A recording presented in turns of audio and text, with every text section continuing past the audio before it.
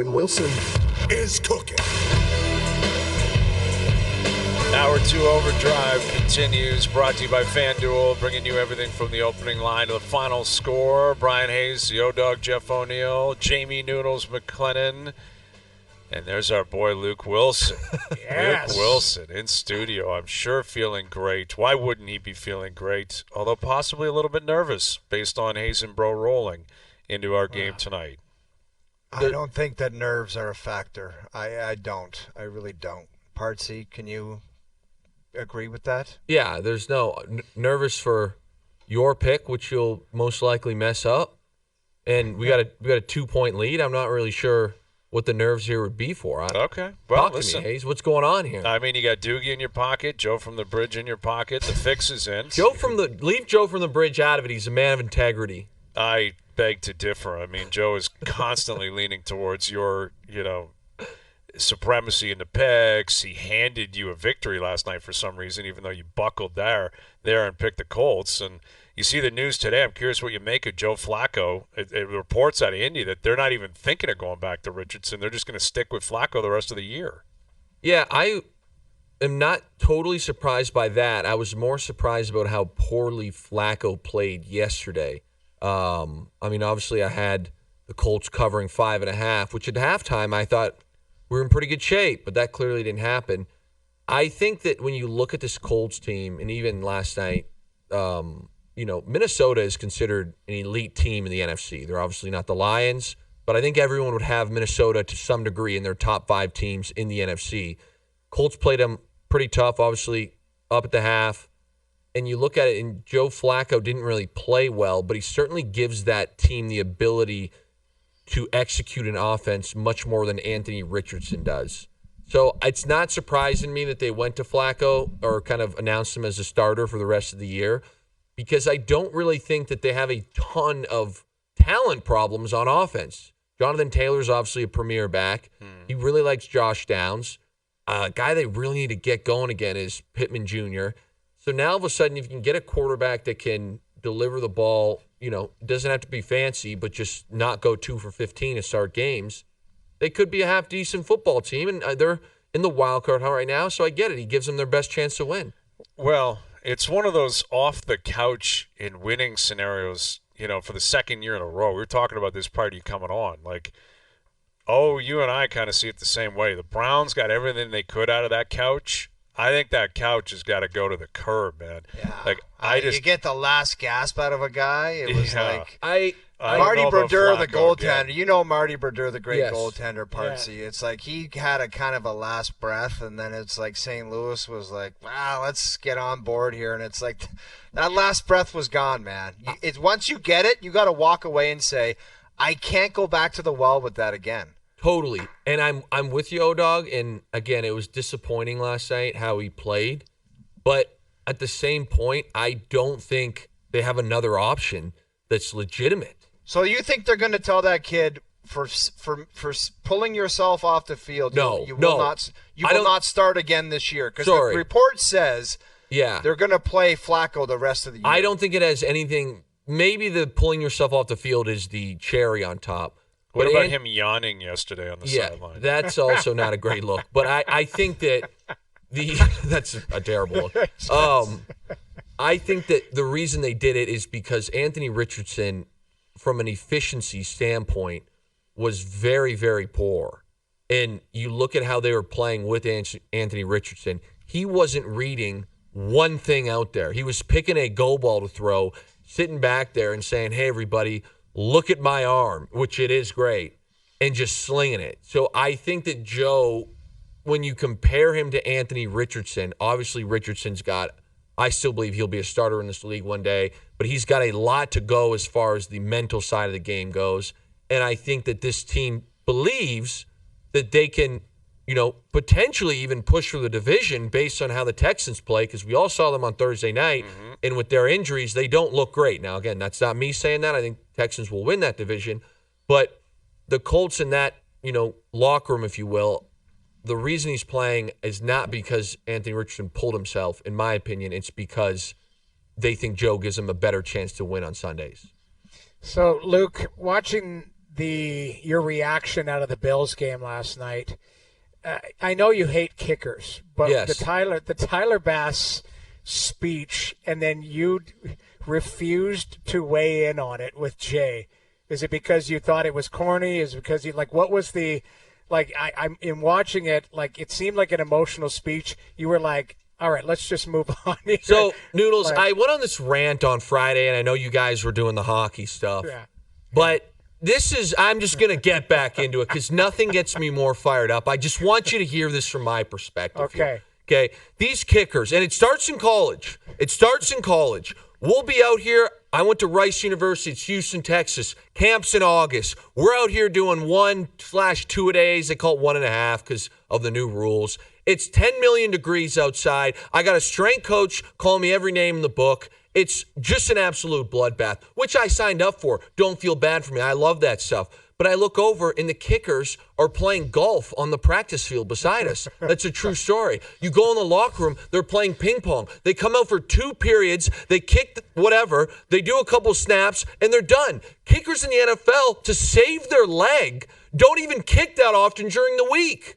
So really? I sit here and I go, okay, you just played a football game, a divisional game against a Miami team, and I said this on Jay last night. I thought this was a great win by Buffalo because they had a lot of things off the field stacked against them. First and foremost, it's tough to beat a team twice because the first time they have the advantage in film study.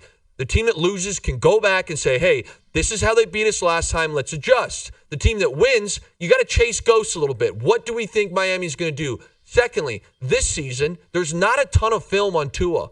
This offense is totally different. Now, the NFL works, generally speaking, is you don't go back 6, 7, 8 weeks into that film. You use a team's last 4 weeks, and then maybe you pick 1 or 2 more games that kind of mirror your team's philosophy.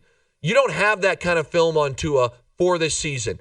Third, Miami is out here, season on the line, all hands on deck to try and get back into this thing, and the Bills still find a way to win. And the guy makes a tremendous kick, and I'm not taking anything away from him.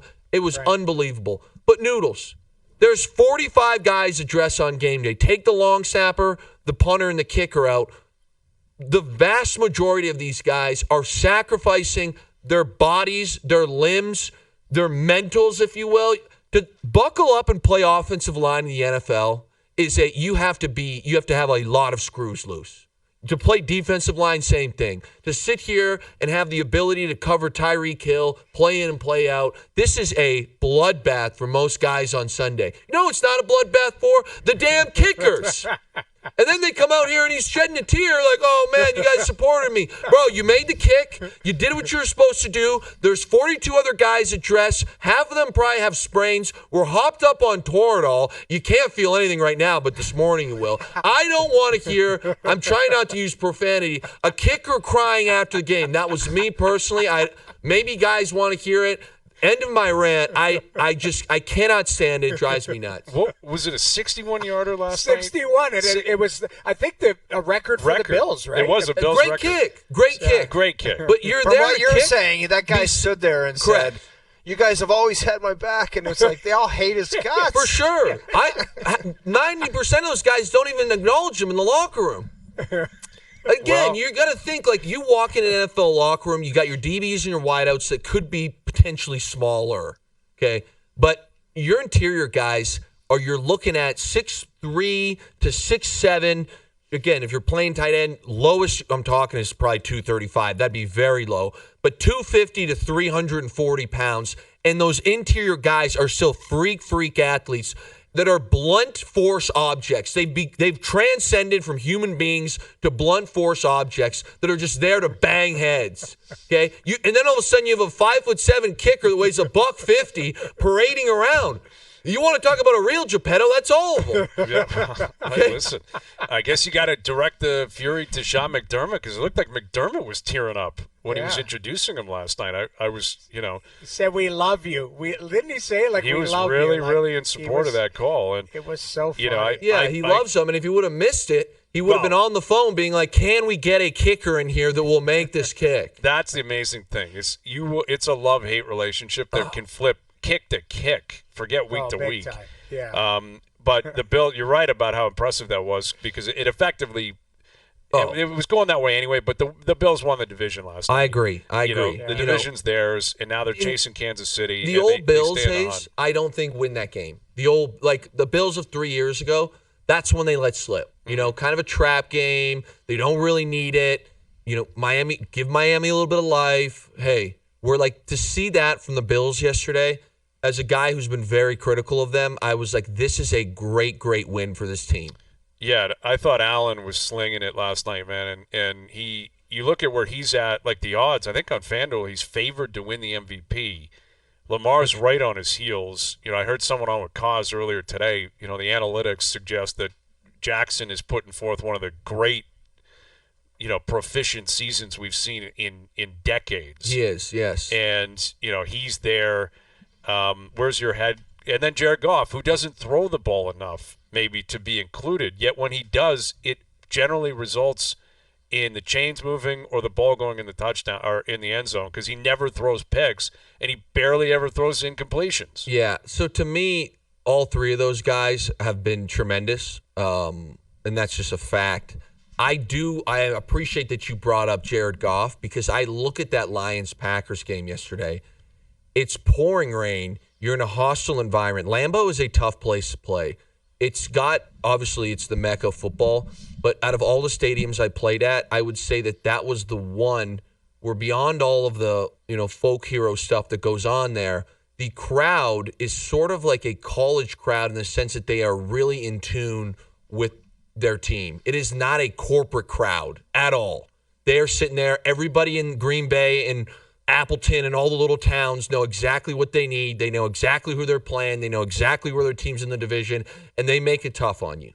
So for Jared Goff to go into Lambeau in pouring rain conditions and still keep this insane streak on of more touchdowns than incomplete passes, I think it's been 6 weeks now where the Lions have averaged that more, I thought was a wildly, wildly impressive performance. And I get where he gets jammed up, because he doesn't have the crazy throwing numbers. But I think you got to put him in the conversation because as much as you want to say, Montgomery and Gibbs, which don't get me wrong, those two guys, absolutely phenomenal. I don't think the Lions win yesterday without an elite quarterback like Jared Goff. He made a lot of tremendous, tremendous throws, and you said it, reads, no turnovers. That game example, I actually thought Jordan Love played pretty well. Packers had 6 drops, and the pick 6 was an abomination that cost them the game. Can't make that. Can't play. make it. Jared Goff's not making that play right now. The guy's hot as anybody. Is it crazy for you when you played in Detroit and how bad they were for our first couple of years talking to you about that team? They're legit, man. Oh, yeah. They're serious contenders. They could win the Super Bowl, They could definitely win the Super Bowl. Partsy, I think that offensively – they are wildly hard to stop. You sit there, you've got the two-headed back there with Montgomery and Gibbs, and both of them are a little different, and they both, to me, offer just a premier runner at that position. Gibbs got a little more burst. He's going to be a little more finesse. Not that he can't do the power stuff. Montgomery is just an absolute dumper. I love the way the guy plays the game. Their offensive line straight up plays bully ball. They push guys around. They really get a ton of movement up front. And Amon-Ra St. Brown, we've seen him coming on, for years now. The guy is an elite route runner, and Goff is just, again, he's the conductor of the symphony. Yeah. They look coach very scares me, man. I don't know why, but the coach scares me. In a big moment, he's going to do something stupid. That's where I get jammed up. And the other thing that I would say, and I'm sure Lions fans will be all up in arms about this, but right now, their defense is playing a bit of Russian roulette to me. And what I mean by that is, last night, this will probably shock you to hear, but the Lions were outgained by 150 yards. And you sit here and it's okay, they have it's working right now, but how the Lions are playing is they're playing this bend, don't break situation. They give up a ton of yards. They're not that talented on defense, but third downs, they've been elite. Yesterday, Green Bay was 3 of 12. Red zone, they've been really, really good. Yesterday, Green Bay was 1 of 4, and the one touchdown was late in the game. So you're kind of playing, I should say with fire there, where you're not really a dominant defense. And the thing that I think could jam them is a crazy 4th down call where it doesn't work out, or a strange trick play, or they run into a really healthy offense. Let's call it even the Packers yesterday without the pick and maybe without the pouring rain, and then the offense has to be perfect, which the offense can be perfect, and they've pretty much done it for 6 straight weeks. But if they can keep, just getting those situational stops, I think this team could easily win the NFC. Where do you stand on the Dallas Cowboys moving let's forward go. here? Where are we at? We got a 3-year rebuild, Hayes. Yeah. I'm not even kidding. And look who's going to spearhead that. Jerry Jones is the guy that's going to do it. So let's start with defense. And first and foremost, they're not good at anything. And you can say, oh, they're hurt. Sure. They're still not good at anything. Even when Micah Parsons is back, he's obviously a tremendous pass rusher. He's not like a big, stout, run-stuffing guy.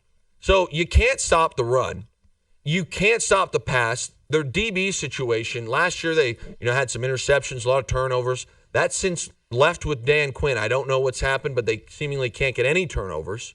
So you can't stop the pass. You can't stop the run. I don't think it's a insert one player and this defense gets better.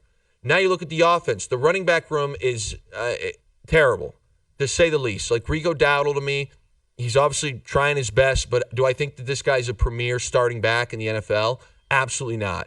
Zeke now has been benched for disciplinary reasons. Dalvin Cook, who's very old, is not even getting a sniff on the field. And then you look at even their wide receivers. Let's go past CeeDee Lamb. Who's the number 2 there? I think they were hoping it was going to be Brandon Cooks. No. Tolbert. Okay. Yeah. Even Ferguson, not. Ferguson's been okay. Like, would you put Ferguson as a top 3, top 4 tight end? No. I wouldn't. No. So now you sit here and you go, okay, I don't know if the plan was Dak Prescott and CeeDee Lamb would become Joe Montana and Jerry Rice, or, one of the other great NFL duos of the past, but they're simply not that. So then I say, okay, let's try and be positive here. And again, I brought this up on Jay yesterday, and it drives me nuts because we go to Dak, and it's the end of the half. It's 14-10. The Cowboys get the ball. A veteran guy who's really aware of what's going on is going to sit here and say, all right, we get the ball here. We also get the ball coming out of the half. Sure, we're down 4, but at the end of the day, we could get 2 scores here. Score one here, at least a field goal, get this thing to 14-13, start with the ball, and if we get any points, we're now in the lead. Dak goes up, we get an early completion. This is how they used to say, hey, those 2-minute drives, even if it's short, get the first one, get the boys moving a little bit, get into the rhythm, here we go. They've got no timeouts, Hayes. And Dak later on throws a check down to Ferguson for 2 yards, and he's nowhere near the sideline. Ferguson gets tackled, and 20 seconds come off the clock. And my point here is, okay, if you don't like what you see, be smart enough, situationally, fire that ball at Ferguson's feet, or airmail it over his head so you're not getting an intentional grounding. And the clock stops, and you live to play another down. You got Brandon Aubrey. Like, have a clue. Mm-hmm. If you have a 65-yard field goal at the end of the half there, you're kicking it. With that guy, you are 1,000% kicking it. Yeah, exactly. And my point here is it's like, boom, we throw that. It's, again, I think it was 2, maybe 3-yard completion. Everyone's got to run back. We got to set it all up. You get no points at the half. Then you take the ball, we get a false start, 3 and out, and then run maybe the worst fake punt I've seen in the last 5 years. So I don't know when I say, like, it's a rebuild, and I'm sorry, Cowboys fans, but I don't see literally anything positive. That's troublesome, man. Speaking of not being positive. Wow. Maybe this is who Jerry Jones needs to call. Al's brother is who Jerry Jones needs to call. There he is, Al's brother. If you take a call from Jerry Jones, please give us that scoop.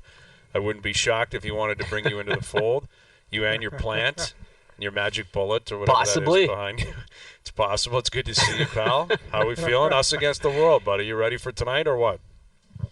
I feel great. I feel tremendous. And you brought up a really sound point in the group chat earlier today. How the heck did they go with Atlanta and the Cowboys over that Bills and Dolphins game? A divisional game, hometown, Josh Allen, and they went with the the Dallas team that has no one even playing on defense, Doogie special. With a right short there. line, Doogie yeah, special. It's the Doogie only one was they Oh, want. dog, are you Exactly. listening to these Muppets? Dude, Are he you was listening to paid these off. Muppets? They're giving you a game tonight that's just basically handing you a point in the standings. Well, it's a But Monday you know nighter. what? I mean, there's nothing we can do. You got to play the games you got to play. The 1 o'clock window, though. I mean, you guys would have hammered the Bills yesterday. Obviously, the Dolphins covered. We'd be even going into tonight, but No way I would have Doogie's in hammered the fix. Bills. I thought the Dolphins were going to win. I just said. I thought there's a lot of things working in the Dolphins' favor. Not buying it at all. But that's Dude, fine. I think the gig is up on Mike McCarthy, man. Like, you got Tua back. Yeah. I think he's just Mike McDaniel. Yeah, Mike it's- McDaniel, sorry. Like, he's just a cool cat in the sidelines who just, I don't know. He's a coordinator. Not That- good. that's- Yeah. Another one, I know we make jokes about him, but they basically forced Vic Fangio out of that building. Mm-hmm. And Vic Fangio has taken this Eagles defense, and I think there's still some fraudulent activity, but they certainly look They a look lot good, better. man. They look Yeah. good. I got to And- own that one. I thought the Eagles were going to spiral out of control. They've been Yes, and Vic much better. Fangio's got them playing very tough ball on defense, as Yep. he has for pretty much the last 50 years of his life. And Yeah. Miami's defense is an absolute shambles. So that's another one Yeah. for you, Partsy, where I'm like, Mike McDaniel's here. That might not have been the best play there. No kidding. Well, another guy who's been torching offenses for years is our boy Spags, right? Ellis, brother, you and I, we love Steve Spagnuolo. We Absolutely. always have. Always been a believer. When there were doubters out there, we pushed back on that. And the Chiefs are laying 9.5 tonight. This is a big spread. I mean, the Bucs are 4-4. They're dealing with injuries.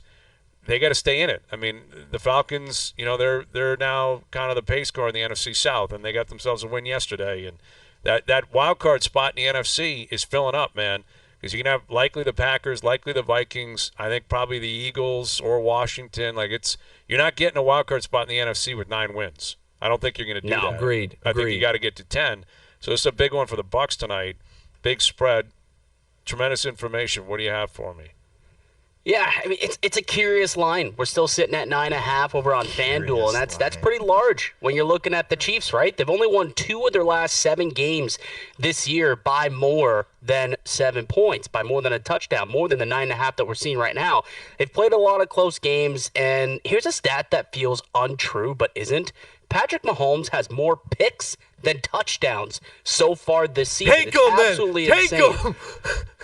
Take That Baker. said, fellas, Take Baker. that said, the Chiefs offense is ready to erupt tonight against the piss-poor Buccaneers defense. Mahomes shreds the blitz, which is what the Bucs do at the 4th highest rate in the NFL. They've got no Jamal Dean in the secondary, their best corner, Antoine Whitfield. He's banged up with a foot injury. The Bucs, they can't cover tight ends. I mean, Luke, you could suit up and probably go off for 100 and a tud. I You like haven't played in that. the league in 4 years. I like that. I literally think that this is going to be a big night for the Chiefs.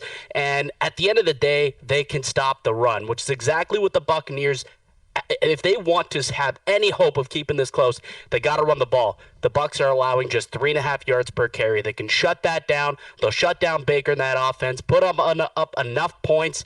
I think the Chiefs roll tonight, Hazy B. Okay, so that's tremendous information. Gut instinct looks at it as this number, like you said, a very curious line, because I would feel better about the Bucs if it was like 6.5 or 7.5. There's something Vegas is telling us here. They're baiting people into taking the points. I think Vegas is telling us that Mahomes is set to go off. It's just a matter of time. That with all those injuries with the Bucs, especially on offense against that defense at Arrowhead, Andy Reid and Spags, that it's going to be trouble for Baker tonight. One thing that can push me completely over the top to lock in the Chiefs, I need a moon reading. Do you have a moon reading for me so I can really lock this in? This is amateur. A moon reading. Do you have a moon reading in terms of where we're at? Look, he's not prepped. He's not prepped. Well, I mean, did listen, look. I'm go ahead. looking out. We are in a waxing crescent It's phase. 5:24. The moon's not out right now. That's what It I'm is asking. in waxing crescent phase. It is on the other side of the world. I already saw what's going on, pal. Waxing crescent phase, which is exactly what rolls for the Chiefs. 20-1 is their record when in a waxing crescent phase. I believe that is the King Daddy Topper, ladies and love gentlemen. hearing it. 21 record. We Lock got it to in. roll. Lock My it only in. concern for you We're guys laying the points. Uh-oh, Noodles, give him the concern. Go ahead, Noodles. is that at some point these guys are due for an off night. Like, that's my concern, right? Like, you can't have your best. Like, on paper, we all know what it looks like, but it just Don't you think like it's been Not quite even an easy? off night, Noodles. I think The Chiefs? A beating. Yes. A I backdoor just- cover or something. Yeah, the Bucs I are just- desperate. I hear what you're saying. I feel that's my concern because now we've been talking about it for a couple weeks. It's like they're not just going to run the table. I just feel like there might be a night where everything just doesn't work out. It's just one of those nights. Now I don't know. Do you bet on a blowout? Do you bet on an off night? I don't know. That's what concerns me for you guys. I hear what you're saying. I have more concern about a backdoor cover, a greasy one. I think the Chiefs will so be the ready to spread's play fine. in front of their home fans. I just want to say, if you guys are a trend team, you love the trends. Every time Noodles has came from the clouds with a concern, he's undefeated, I believe. Yeah, it is true. So you've got it right now. There's the trend of the year. Myself included, he's told me he was concerned about a couple of my picks, and he was correct. So you got a chance. You got a chance to flip I it. lay in the weeds, and I just try and listen to what you guys talk about, and I try and apply different logic to it. I hear what you're saying. I don't think we've seen the best out of the Chiefs yet. Like, I think it's more likely that we see them finally arrive than absolutely. Thank you, O-Dog. Exactly. O-Dog. Exactly. They're 7-0, and they've yet to put up 30 points in a game. I mean, this team has been playing some close, tight games. The offense has not been rolling the way that they have the last few years. But tonight, against this terrible, terrible defense, I think it opens it all up, and I think we see the Chiefs roll. Yeah, I'm with you. Mahomes, I think Vegas is telling you that. I think FanDuel's telling you that. They're waiting for him to explode. And I think DeAndre Hopkins, now you got him an extra day too, right? He's going to find something tonight. Kareem Hunt's look good. I'm guessing T. Swift is in the house. I think she was in Indianapolis last night. Sure, she'll be there. She'll be absolutely, man. That's a hop, skip, and a jump. Like, she'll be in KC tonight. Kelsey will go off. I don't think there's any doubt about that. And listen, it's just a suspicious line. It's Vegas begging you to take the points, and we're not going to fall into that trap. We can sleep easy betting on Mahomes and Reed at Arrowhead. I love it, Els brother. Absolutely. I love it. Lock Absolutely. it in. Doogie, if you're willing to, I guess lock that pick in. You don't have to. You don't have to tweet anything out. Don't worry about it. We'll wait for their pick on Thursday for you to snap out of your stupor. But Al's brother and I versus the world, we continue to roll. Chiefs laying 9.5. Al's brother? Bartsy, we get this one Tremendous. tonight. Chiefs win by 7. I'm going to read a speech Thursday because we're letting them linger around too much. We get this one tonight. We finish this. We win the year next weekend. I'm calling it right now. Let's go, baby. All right. See, this is why these guys think that they can win the season in Week 10. That's a loser Rip your mentality. heart out. Rip your Loser heart out. mentality. It's we a get to Carolina plus 7 Panthers again. mentality. We get to plus 7 again, which will be there. Guys, we will quiet, not quiet. relinquish that. Quiet. Luke, say no. The Geppetto bot farmers. Say no. The Geppetto bot farmers. You guys stink, and you're going to get crushed tonight. You All right. stink. We'll see, man. The bot farmers, they've been awfully quiet. We don't need them anymore because we're rolling, Al's brother, and it continues tonight. Hayes and Bro on the Chiefs, laying 9.5. Gentlemen, good seeing you. We'll see you guys later in the week. Hazy There it is, B. Luke Willson, Al's brother, my partner, Hayes and Bro, feeling it tonight, Monday Nighter.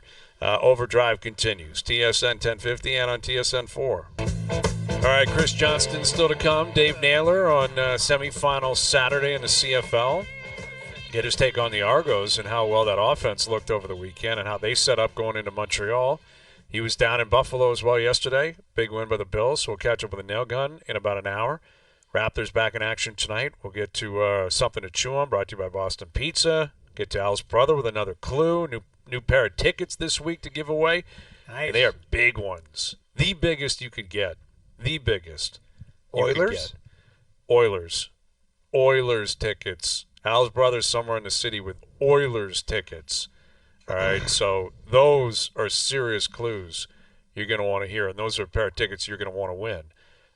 We gave away a pair of tickets to the game tomorrow night last week. Leafs Where Bruins. was Al's brother last week? I forget. He was on the island. What was it, like Gibraltar Tower or something? I can't even remember what it was called.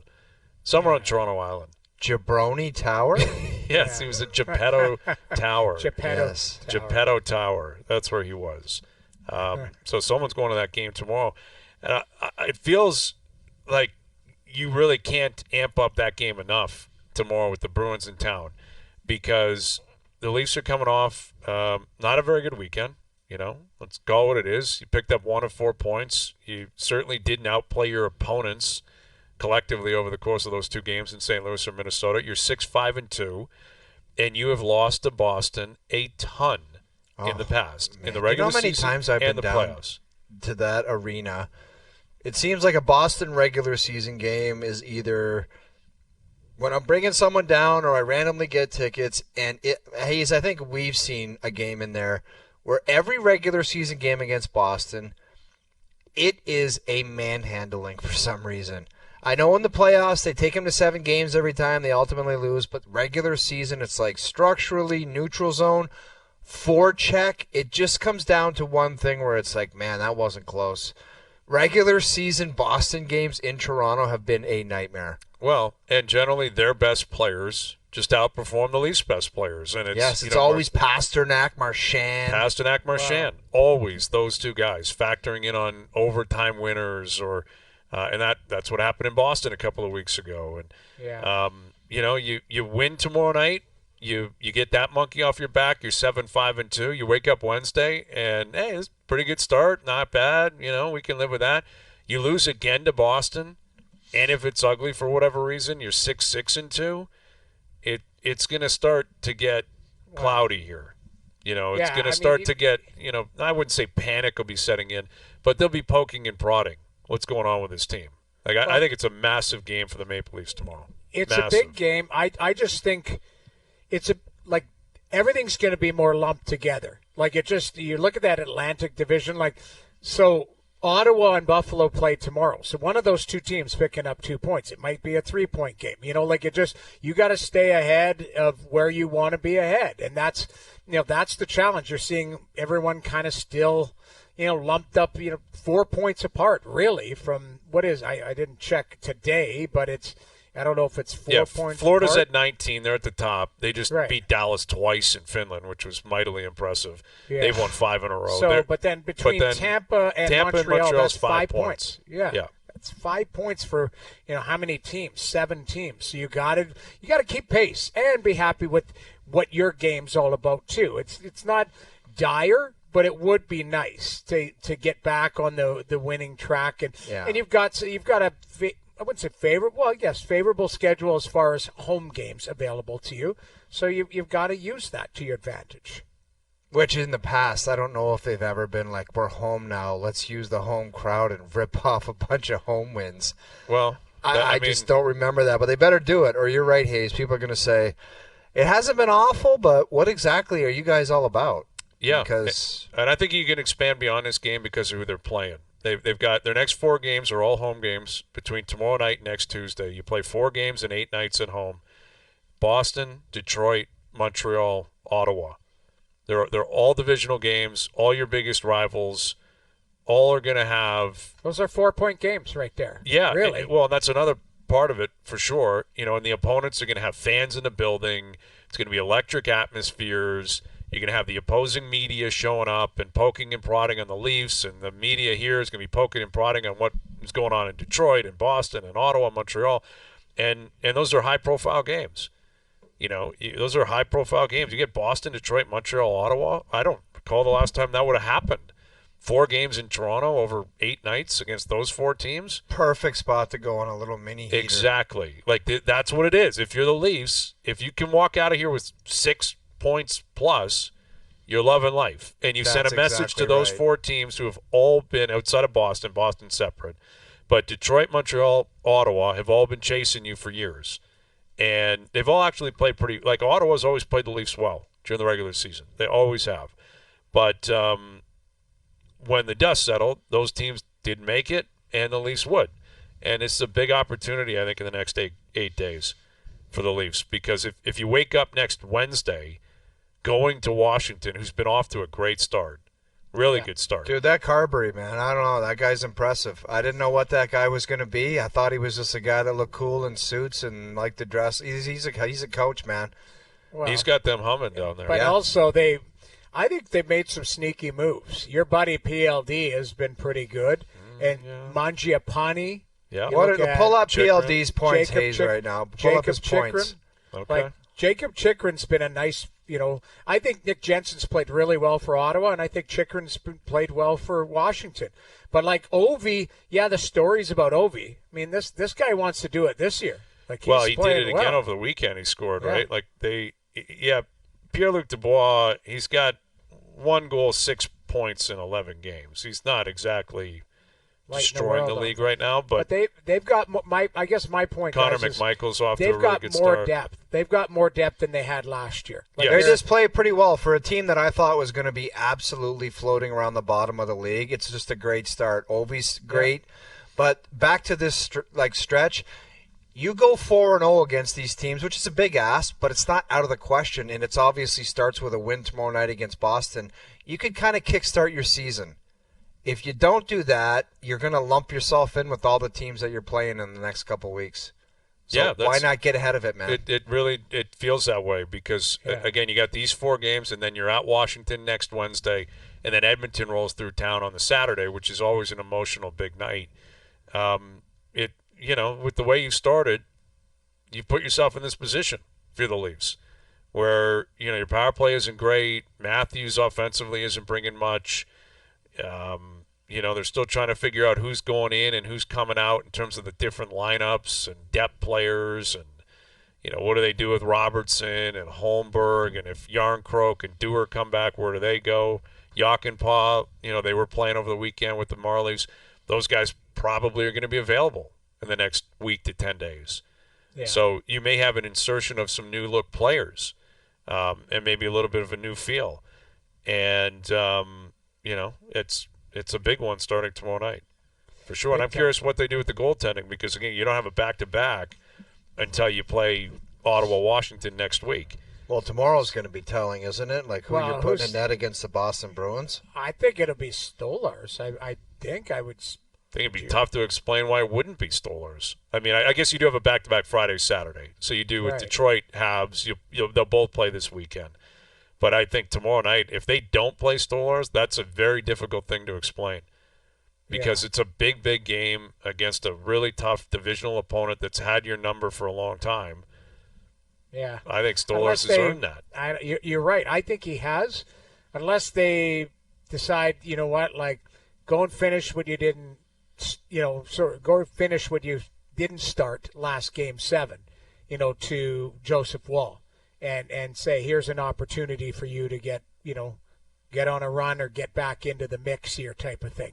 That would be the only thing, but I don't think that would be the case. Based on play right now, I don't think it's a question. I think it's Anthony Stolarz. Yeah. Unless they're, have had conversations behind the scenes, and sometimes a player just puts his hands up and say, I want that game. I don't think that's the case, but I think Stolarz will play, but it wouldn't surprise me if Wool was challenged and say, go. Possibly. You had an opportunity to play Game 7 last year and you got hurt.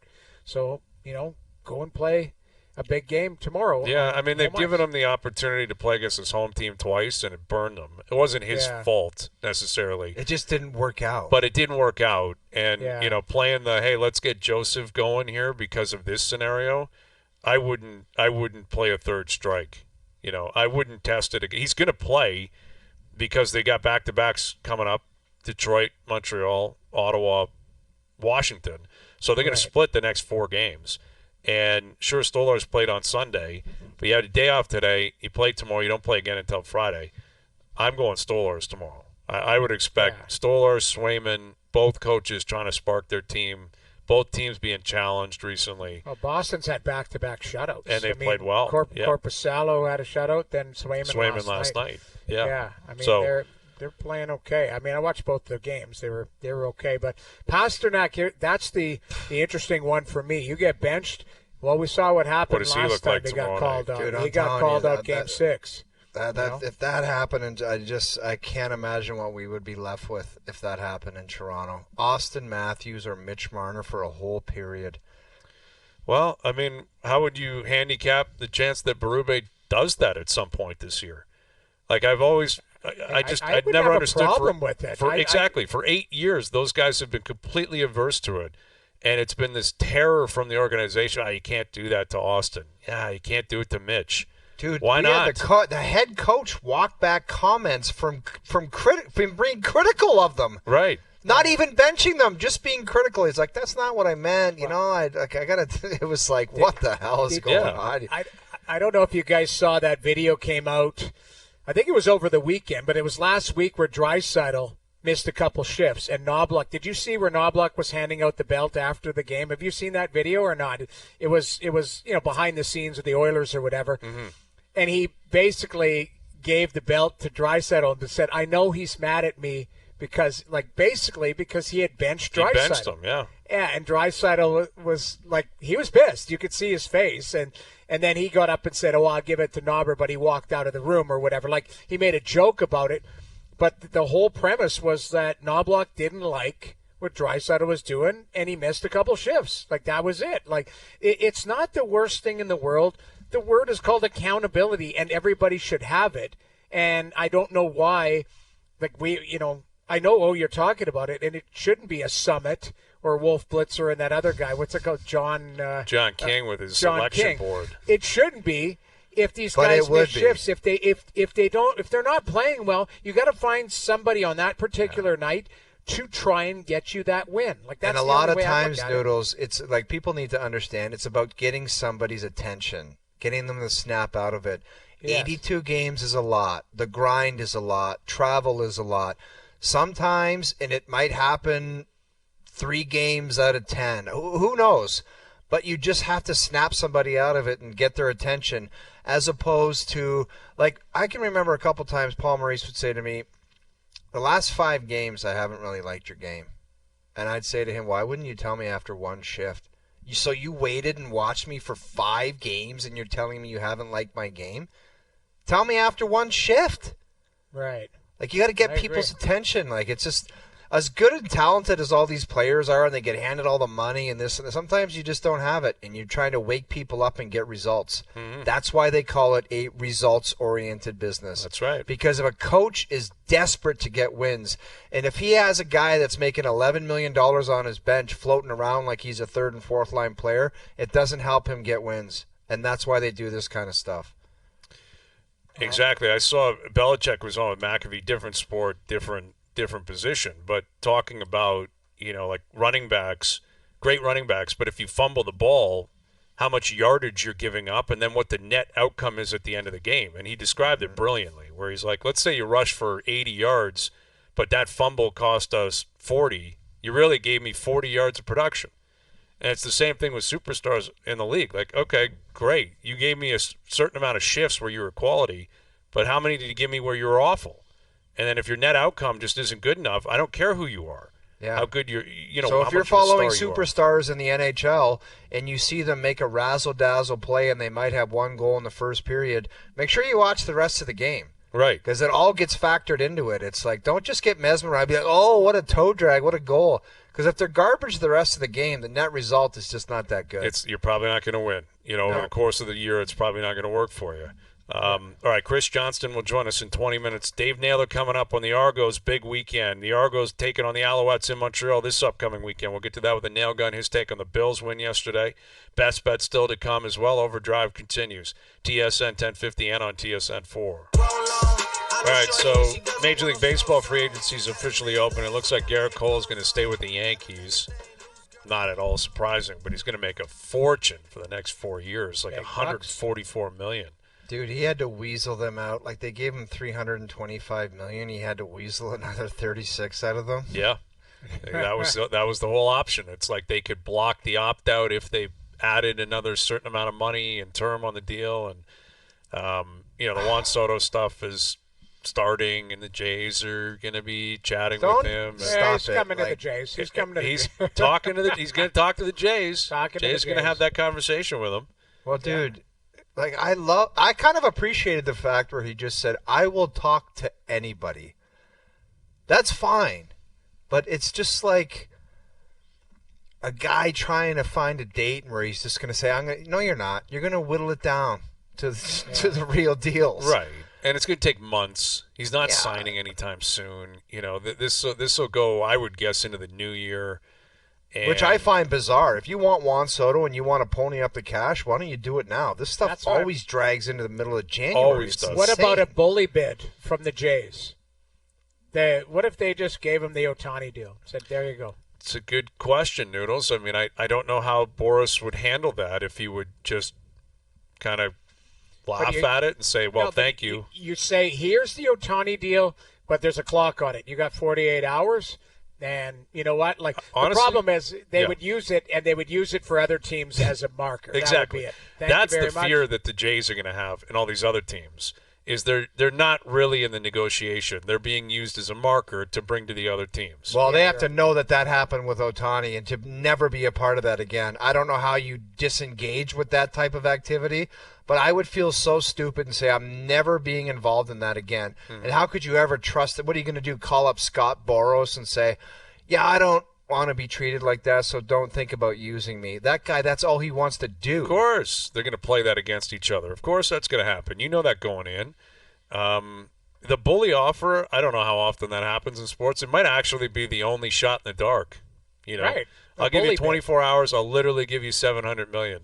But after that, we're out because we're going to be out anyway. If you're not going to take that, then you're never coming here. You're not. That's serious. how You're bully never offers coming work here. sometimes. That's how I bought my house. I was I was like, just gonna wasn't say, even on yeah. the market, and I said, you got till tonight. If not, get lost. And now I live here. Sometimes it works. Yeah, Yeah, bully sometimes bits. it Yeah. works, man. That's what I was. It is a real estate play, but I'm saying it might work if they're willing to go higher than everybody else, because they're not getting him unless you do something unique. Not if it's in the ballpark of anyone else. I think the Right. fear is that there's also a game of chicken among the teams. Like, how much are they really going to pay him? Yeah. You know what I mean? Like, are you actually giving this guy $600 million, or is it going to be $450? You know, and I think that would be the fear is if you do a bully offer, quote unquote, and get crazy, and then other teams are like, oh, we offered him $375. That's insane to give him that money. Yeah. Then you may feel like, you kind of got duped, but this will drag out. Undoubtedly will drag out, and, see what happens with the Jays. Shout out to Dalton Varsho, though, won the Gold Glove today. Obviously, he had a phenomenal defensive year in center field, so shout out to Dalton Varsho. Final hour coming up. CJ will join us. The Nail Gun, our best bet still to come. OverDrive continues. TSN 1050 and on the TSN app.